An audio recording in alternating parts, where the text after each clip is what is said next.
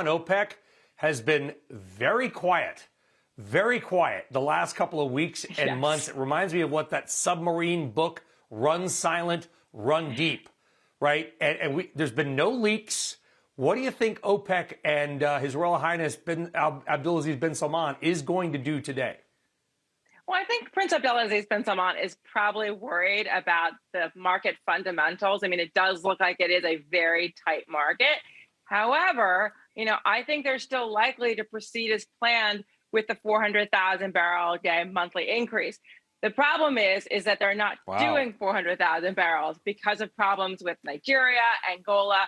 But I do expect at some point, if prices move, materially higher from here, I do think that the Saudis will likely look to cap the upside. I mean, certainly if we got into a situation where Russian troops were to cross the border into Ukraine and you got $100 oil, I do think that's when the Saudis would likely come back into the market. But there are only a small number of producers right now that can add barrels. We're talking about, Saudi Arabia, Iraq, UAE, and Kuwait. Everybody else is pretty much tapped out. And so, again, the question is, what the U.S. may have to do to try to get the Saudis to put more barrels on the market. What we do know about Prince Abdulaziz is he does see himself as a central banker of oil. And we have seen the Saudis act unilaterally before. And so I would look for potentially some type of decision, in the coming weeks if prices move materially higher for the Saudis to get into the market. But I think for now, they're likely to stay the course.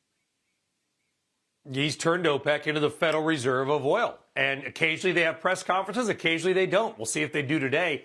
They haven't at the last number of meetings, Salima. But here's the thing.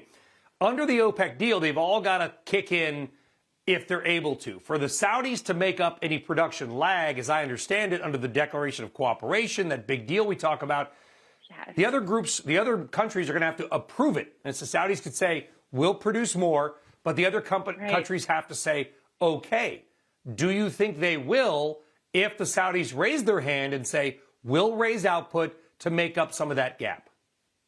I mean, we have seen before, Brian, that the Saudis have acted unilaterally when it comes to, pulling back barrels. And so I do think that, again, if Prince Abdulaziz wants to proceed, if his boss, if the Crown Prince Mohammed bin Salman wants Saudi Arabia to come into the market and act as a central banker of oil, I do think that Saudi tends to get what Saudi Arabia wants. And I do think, though, there are certain producers that love this higher oil price environment. But I do think the Saudis and some of the other producers will start worrying about demand destruction if we move materially higher from here. Ironically, we're talking about sanctions on Russia, but the United States is I think the third largest destination for Russian oil, or they are our third largest import partner. It's not a huge amount, but it is some Russian oil flowing to the United States. So Russia's in kind of a bizarre spot here. They're not a member of OPEC, but they are the leader of, quote, OPEC plus. What do the Russians do today?